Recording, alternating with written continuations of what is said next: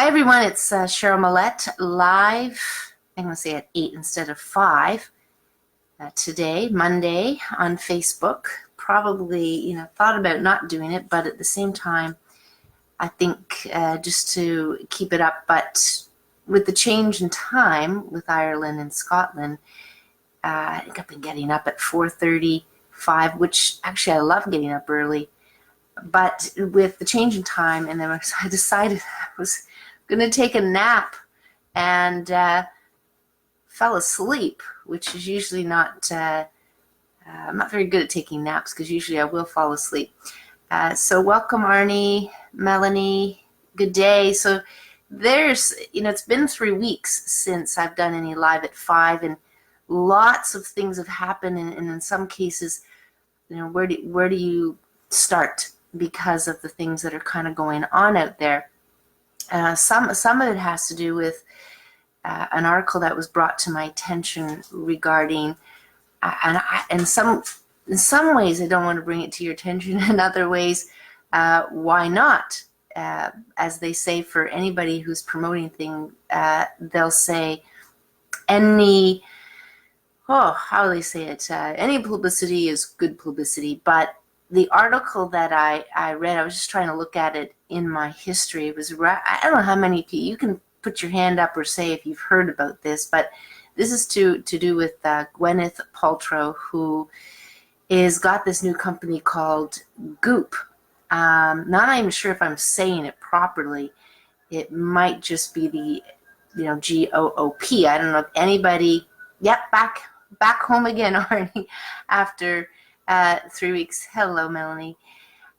So really, Goop, has anybody here heard of that and Gwyneth's, I guess, company? I don't know how long, I brought up the website, but more to what I want to talk about is sometimes it's not everything that somebody's doing. It's just like bits and pieces of it that they're doing that kind of draws your attention to maybe the bigger picture of maybe what they're trying to achieve or what they're doing. And yes, she does have some clothing on her website, but this article is more about Gwyneth Paltrow having this event for a couple of days regarding there's certain facials, and I don't even want to say it without saying it incorrectly, but it's certain things that you do to your body that's supposed to be helpful. And when I first heard it, I'm going, oh my gosh, what next? The idea was something to do with the vagina, something to do with, I don't know, you just there's certain, I can't remember what it was called. I was trying to look up the article in my history. Unfortunately, the history is so vast since I got back with research. I'm going to try and find it another way and put it down.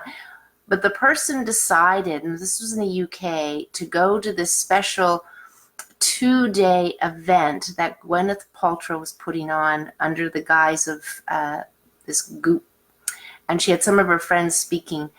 But just right off the bat, tickets for this 2-day event was $1,000, and it was completely sold out.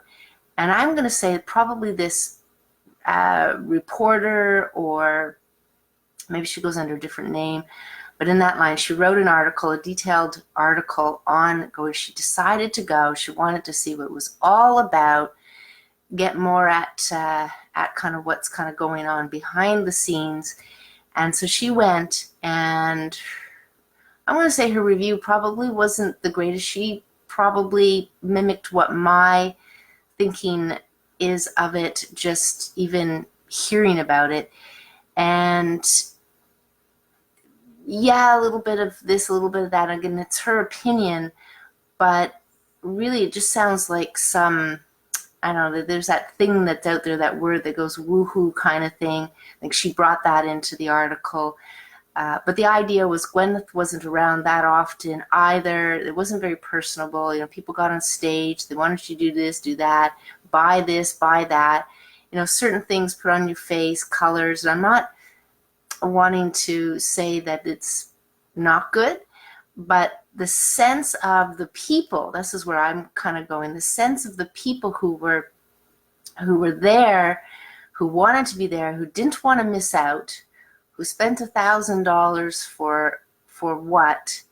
And listen, if they're excited and motivated and inspired, great. But the idea of certain things really being meaningful to, I don't know, this whole anti-aging movement or staying younger longer. I just kind of want to come in more at that front, which is, one of the things about beauty that we see more and more. Obviously, it's a stereotype. You watch these magazines, you look at these magazines, you desire something, and you think that's defining as beauty, and something that you want. I mean, this has been going on probably for decades. And I see that more of that nature, that trying to sell beauty to whoever is looking for it. But really, I mean, if I had to think about it, is, beauty comes from within. And part of it is, if we can just step into you're beautiful as you are right now, no matter what's happening. I mean, it's that kind of feeling, that sense of that you are already beautiful, and that you can just be with who you are and what you look like. And maybe these gadgets may make your skin look better, but it's from within anyway, right? The nutrition, the diet. But if you're at peace and you're playing, you have something fun, and you do that, I mean, the whole face and body will just light up when you're in that space. Traveling for me is, it kind of lights me up in that way, where I do like to travel. Not everybody likes to travel, but being in nature for days at a time was definitely, I could sense the difference as soon as I went into Edinburgh. Not that Edinburgh wasn't lovely and it wasn't old, but there was a lot of people. I think it was a weekend. It was touristy, and it was just that. But I could feel the difference, how much nature brought to the feeling of calmness and peace, and the difference, the contrast between going into the city. And that, it was so apparent with all the noise around, with all the comings and goings, the activities, the amount of people, and that was just so different. So I guess, back to beauty, and then using nature, being in nature, spending time in nature, finding that place, whether you just drive or get out of the city, or find one of the city parks, anything like that is going to, it's going to bring, it's peaceful. It's going to bring peace. And if peace isn't there, then I would just say that probably quite often we're kind of, wrapped up in our day-to-day life, be it work, go to work, come home from work, make dinner, clean up after dinner. I'll call them just chores. And I think it's very valuable for our health to actually put it into perspective, where you do have all of that, but you actually find time for yourself. And I mean, find time for yourself in nature, whether that is the walking in nature, sitting in nature, observing nature.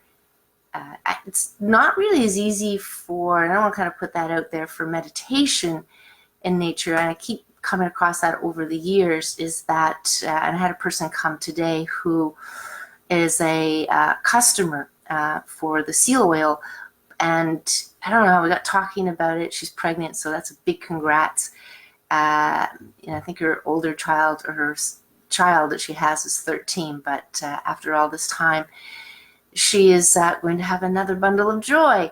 But the idea that I was just getting to is the meditation part isn't as easy, and I'm going to say it's probably not the first step a lot of people should just rush into. But if you can just be with the space of not doing anything, eyes open, eyes closed, in nature, definitely kind of like in the nature. But I mean, if you're going to bed and it's more peaceful, the lights are out, and you are just kind of being with the darkness, and you can be quiet and stuff. I mean, that's another way to kind of meditate without thinking, no thoughts coming in the mind, and just observe the thoughts that kind of come into mind. But being in nature, I find, is probably a very easy way to just clear the head or practice that. And it's just observing the nature around you. So eyes open. And I think this is going to be very valuable for a lot of people with all that busyness that's in our lives. The things to do list grows. And then there's even the bucket list that people have. You know, all these things are kind of coming in for people to do. And really, it's kind of putting that aside and just being with the space and being in nature. And when you observe nature, like you probably have heard this before, a form of meditation is just staring at the TV. Not that I'm saying that's a good thing, but just watching a television show. And we've probably all come across this, where we're sitting watching something and we're so immersed in that we don't even hear people around us calling our name, calling us for dinner, whatever it is, we don't. And that's really a meditative state. Is that the best state to be in when you're watching TV, and depending on, of course, the content that you're watching. But in nature, if you just watch something, just observe a leaf, the bark of a tree even, something like that. Just, again, it's a focus. Well, I call it a meditative focus, but yes, in some ways. So just observe it, look at it. What color is it? What are the various colors? Because quite often we'll say, yeah, a trunk is brown. But if you really look at a tree trunk, it's not just brown. There's gray and there's different shades. So I would just come into that space of pick something that's in nature. And it could be even just sitting out in your garden, backyard, front yard, again, city park, anywhere where there's some sort of a nature, and just focus in on what it is that is there to look at. Again, it could be a leaf, it could be the grass, it could be flowers, plants, tree trunk, anything. And then if you want, just spend a few minutes looking at the various things and feel how that feels and how you kind of go into that space. So you're trying to, and if you want to think about it as trying, well, I've got to describe this, and you're kind of doing it in your head, you know, talking to, you can talk out loud if you want, but probably nicer just to talk to yourself in your head, just kind of go through what you're seeing and describe it if you want, or just be in that observing place. So really today at Live at 5, which is really about all things healthy, and I don't, the feeling the beauty within, the kind of meditative focus state and being in nature is really kind of like the theme for today. I can honestly tell you there's nothing like traveling, getting away from it all, being in the spaces of learning, meeting people from all around the world, and coming up with stories, right? So stories, that's, I've got some funny stories, and I don't mind sharing this one because I think for about 2 days, 3 days, every time I think about that night, you're just sitting someplace, or you could be in for bed, and obviously you just kind of want to think about it, pops in, you think about it, and you're just laughing. It's terrible. You're just laughing. And, laughing's great. Laughing will make you younger, and that kind of stuff. So I'll just briefly say the story. So we're on this 6,000-acre Glengorm Castle on the Isle of Mull in Scotland. And, I'm with this person who is part of the walk club, who went on the Irish walking tour, but ended up coming to Scotland because my other friend couldn't come. She broke her leg. And so I've only known her for about a month, but, just getting to know her for that bit of time, I was like, this is great. So we don't know each other. That's part of it here, the story. And we're walking to find these bathing pools about 40 minutes in. And we spot this, and you have the view of the sea, but so there's not many trees because there's a bunch of animals and, grazing fields, and we're from a distance, from a good enough distance because of the bareness, I could see this jet black thing sitting on the rock, and I'm looking at it going, well, what is that? And when we're talking about meditative, the same thing, which is kind of why I'm bringing it in. We focused in on this black thing that this on the rock in the distance. So that's what we just kept our eye on it, whether it would move and we'd see what it is, but definitely it was something alive. And I didn't go to thinking it was a panther or anything like that, but it sprawled out on this rock, yards away, meters away, and we just focusing watching this thing. So we get close enough, and it gets up, and it's a cat. It's a black cat. And this black cat moves off, and I turn around more quickly than the person who I'm with, her name is Ellen. I turn around more quickly, and as I turn around, the vision I have is, yes, she's right in front of me, so maybe 1.5 feet or 2 feet away, but around her and surrounding, and in my view, is this picture, and I say to her, turn around. And then she looks at me, and just from the way I said it, she said, I don't want to. And because she knows there's something there, but I haven't told her what it is. It was just a really interesting vision. And so then she goes on, she says, are you joking? Like, is there something there? Isn't there something there? And I'm saying, no, there's something there. And I can see her, her reaction, not wanting to turn around. And I'm going, oh, this is kind of fun. But then she turns to me after this pause now. Seems like a couple of minutes, but it probably was 30 seconds. And she turns to me and she goes, almost as if she's going to cry, are we going to live? And at that point, she turns around. But what the scene is that I saw as I turned around quickly was 20, 30 feet away. These big beasts, and they are big, Highland cows, about 10 of them. Very curious animals as we would walk by, and had already been here for a day or so. So there, as I turn around, without noticing them, looking at the cat, so focused on the cat, they're there, and all of them, big horns included, are staring. They're just so still, and they're staring.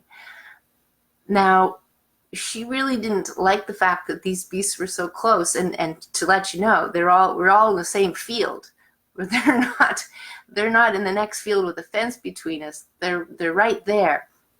And so she turns around and sees this vision, and for a couple of days, it just made me laugh, but she seriously thought I was worried or afraid for her, or that kind of stuff. So again, that part about she doesn't know me very well, and anyway, but stories, you just had to be there. But you can just imagine that the idea is back to the meditation and the focus. We were so focused on that jet black thing sprawled across the rocks that didn't even see, and we probably would have even passed closer to these cows that were standing in the field, the Highland coos.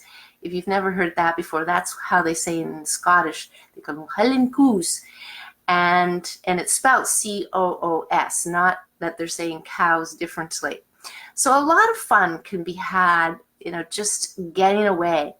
And I would just say put the intention out there to have an adventure, or to have fun, or to see things you've never seen before, and to spend that time almost like meditative, but focus on some of the things that you see for seconds or a minute if you can, but just focus on them and see what they're about. And that's as close to meditation as I think is a very good practice to get into.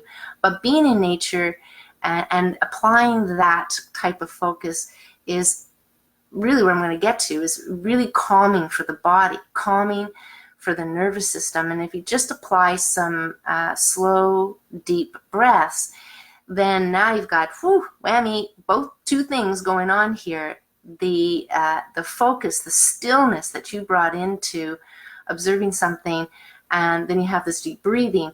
And really, the crux of all root diseases has to do with, from my research, from my book, All Guts, All Glory, is really the nervous system. So when you get excited, your nervous system reacts, your eyes, get excited to get bigger, whatever it is. And so you're responding to that. And I believe that that's not a bad thing, of course, but we're also quite often responding to other things that are happening, the not so good feeling things, or the going to work and not wanting to go to work. As they say from the stats, a lot of people don't like their job. But we kind of have to switch it around somehow and look at it at different perspectives. But the idea of spending some time in nature every day, or as much as you can, longer periods here, there, just give yourself the opportunity to try, to start. And that will calm down the nervous system. And when I talk about the nervous system and nourishing the nervous system with omegas, okay, that's coming in at it from a different angle. But another angle I think we should, which is you want to not use up as much omegas or the vital nutrients, is actually to get the body to be in a calm, peaceful, or you might even find it's joyful if you're even smiling at something that happened that was funny, like the story in Scotland. That is very calming to the body, and it's about slowing down and things like that. So that's what I really wanted to bring today to this live video. Again, I'm tending to think simple.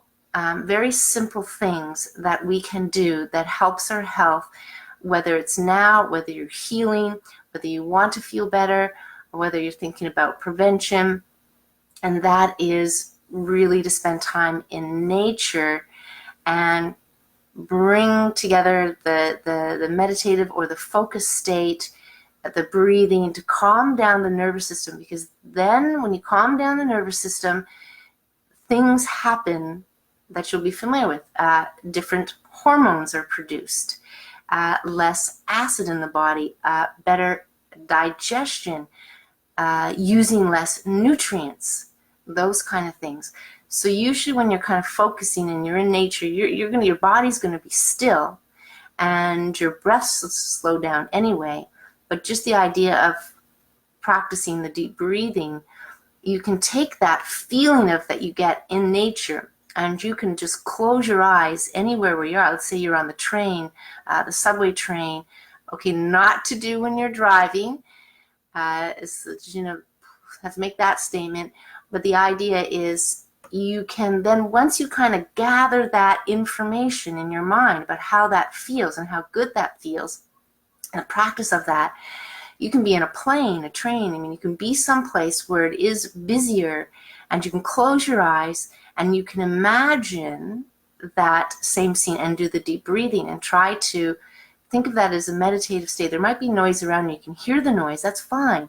But what will happen is the body will be calmer than probably be what you were. And again, it can be very easy for any of us to get caught up in our surroundings. And I could sense the feeling, just observe the feeling, just by going, being in the highlands and being in the country for about, I guess at this point, 8 or 9 days, at least 5 days for the tour. We kind of came into the country and then came back into the city, got ready to go on the tour, and then went back out. So a good solid 5 days in nature and beauty all around, and then coming back to Edinburgh, which is not a huge town, but definitely in the Royal Mile, where they have the old town, as they say. There was a lot of people, and I could sense and feel that change in feeling just by looking at that. I didn't get, how can I say it? I didn't get wrapped up in it like any of us can and have in many different situations. Even just, I'll bring this in because it just popped in. Even situations where, You don't want to be someplace. Now, I'll bring this up only because the counseling I've done many times, one of the things that will pop in, funny or not, is family situations. So again, these are people that you've spent your whole life with. They've seen you, at your goofy times or your growing times, your learning times, and they remember all of that stuff. And there may be differences of opinions, and they're probably, well, they are some of our best teachers. But the idea is those situations, it might be helpful as well. Just kind of bring in that calm and peace. And but that may not be where you want to start.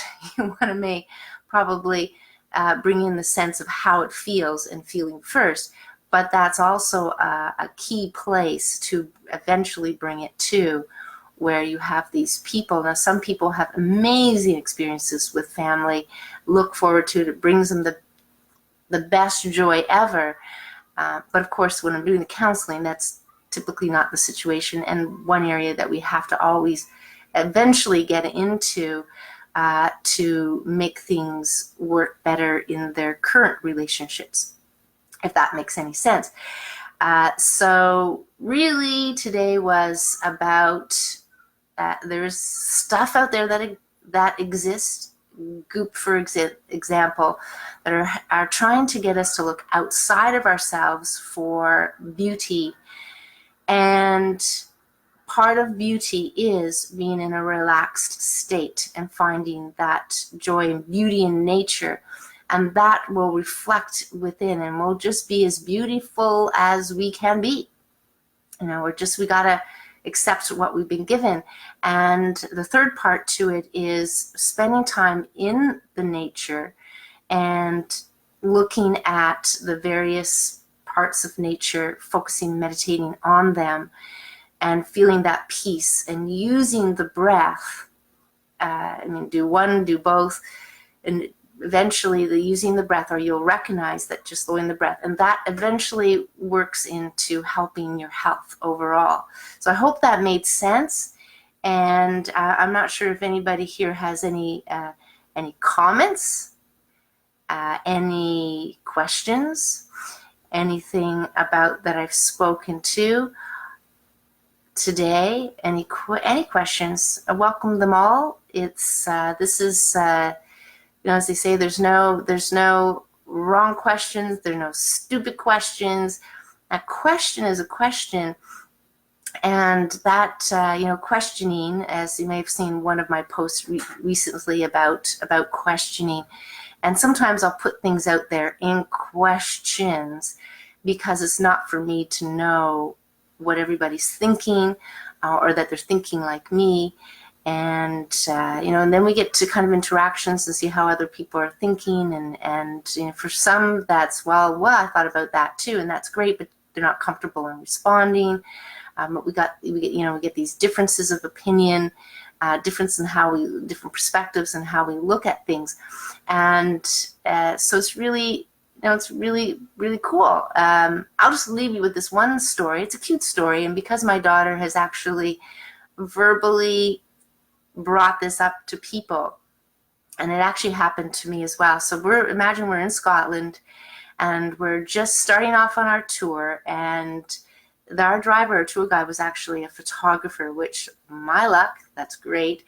And only because of the stops. I've loved photography, but because of he could choose the stops, and he knows. And there was a first stop, I think it was one of the first stops, maybe the second stop, and we stopped and we're on the road, and it's just, if you know Scotland at all, they have taken a lot of the trees down for the reasons they have. I mean, this is, countries take over countries and they take advantage of the resources. And then I heard the story about, I think it's Lord Argyle, and he takes the trees down so that you can go hunting in a matter of an hour and kill a deer because they're all in plain sight. But imagine, so you can see the highlands, the mountains. I think there was a lake, a loch, as they say. And we're taking pictures, and there's these big, blue skies, but big, fluffy, puffy white clouds.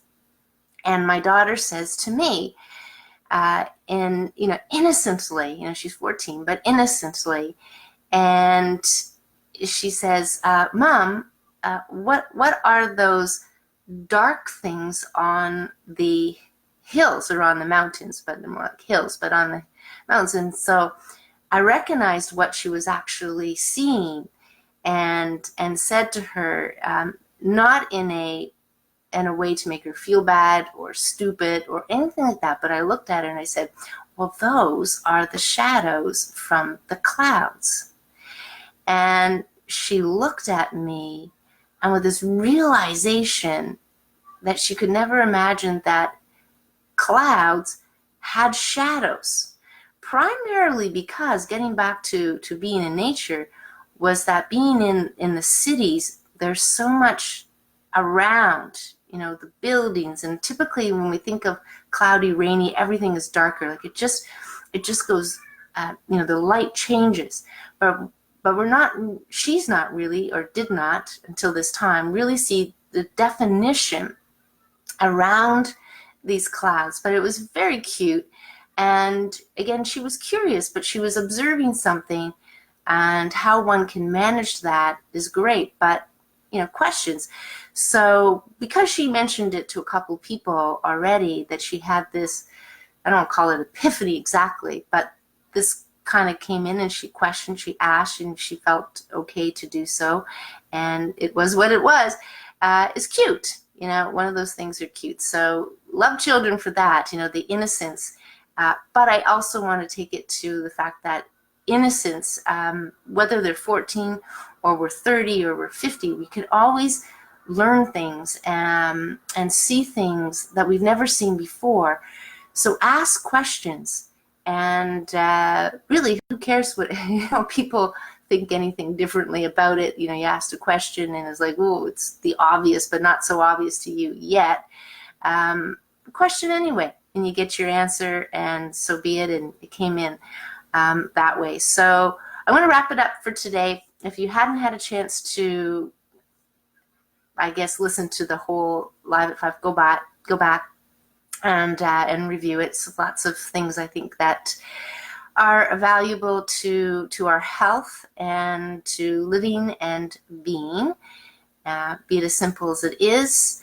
I'm going to leave you with that. I'm going to wish you a healthy week, and look forward to Live at 5 and not Live at 8 next Monday. But I'm glad we can all roll with the, I don't want to say roll with the punches, that's the same, but roll with it, go with the flow.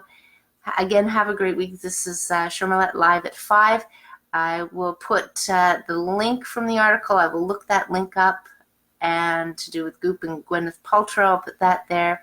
I'll put the link for YouTube, so if you want to watch any past shows, great. Other than that, we'll wrap it up. We'll take care. Any questions, any comments, whether now or even just after something comes up and you think of something, please put them down there, comment.